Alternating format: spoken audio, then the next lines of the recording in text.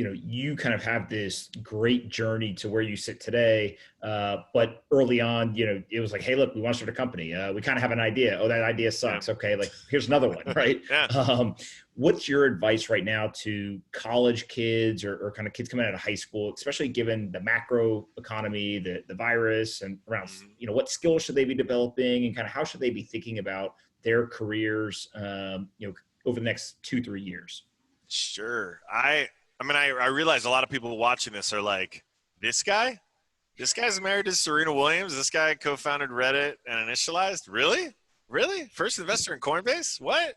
And I get that. And I appreciate that. And I want you to take away from that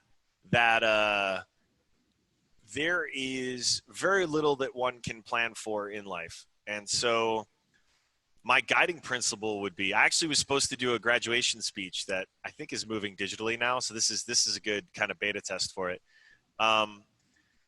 Focus on the things you can control and work as hard as you can to improve on those things, get better at those things, and then spend as little time as you can dwelling on the things you can't. And that's sort of a general kind of COVID economic macro situation there. But in particular, if there are things that you love doing that don't feel like work, but are viable things in a new economy, do more of them. Really, really focus on those things, because that is the best path to a great career, one that gives you fulfillment. Whether or not that ends up being, fabulous riches is not as important as like having the fulfillment of a job that is not going to get automated away and that will give you satisfaction and provide for, hopefully a family or even just for yourself.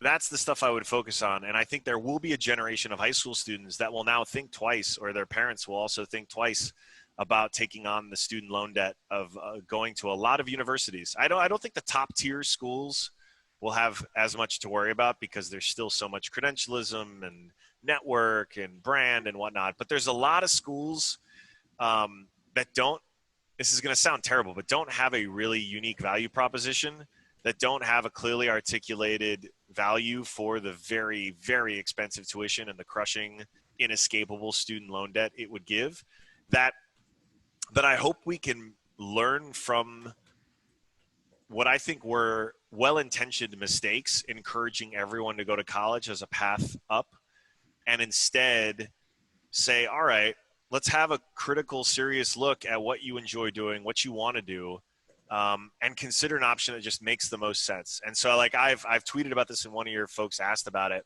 I would love to see a reimagining of trade schools. Mm-hmm.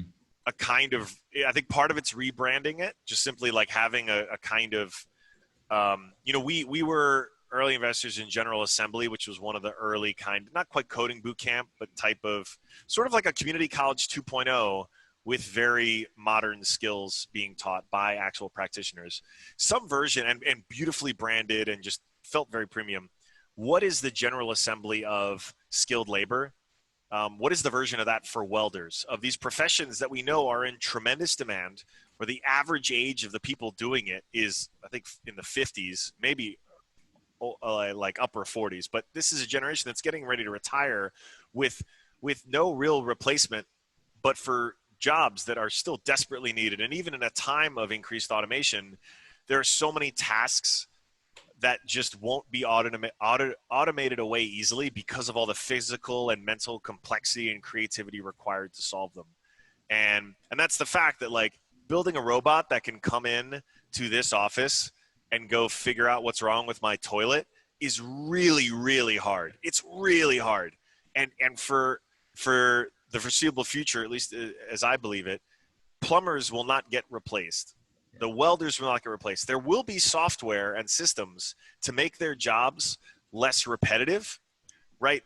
We're just like we do at Initialized, we're going to automate away the things that require memory, like extreme memory or planning or scheduling, like the things that humans just suck at and don't get fulfillment from anyway, and let them focus on the parts that are creative, that are physical and sort of very specific, that are valuable.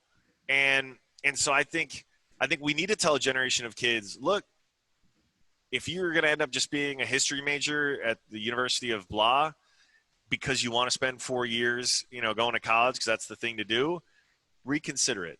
And if you like working with your hands, or if you have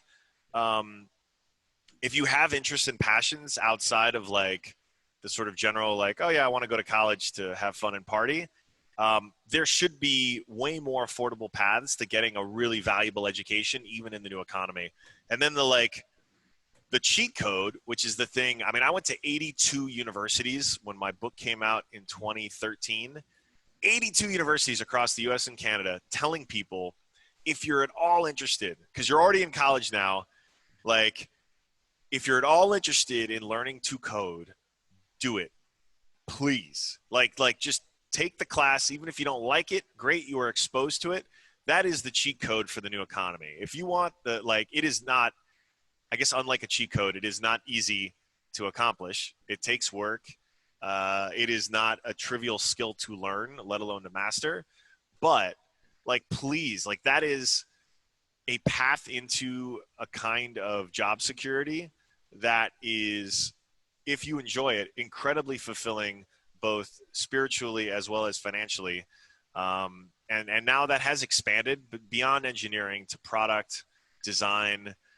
We're seeing, even amidst all the layoffs right now in, for instance, the Bay Area, so much of this talent is getting scooped up by the folks who are sitting at the table with a bunch of chips, who have the cash and now have an opportunity to hire even more great talent.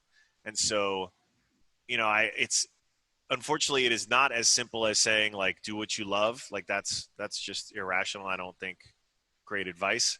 But putting more of a point on it, if there are things you really enjoy doing where you can lose hours working on them and they don't feel like work, and they fit those criteria that we just talked about, where it's the kind of work that's not going to get automated away, that is probably a really good path for you to keep going down.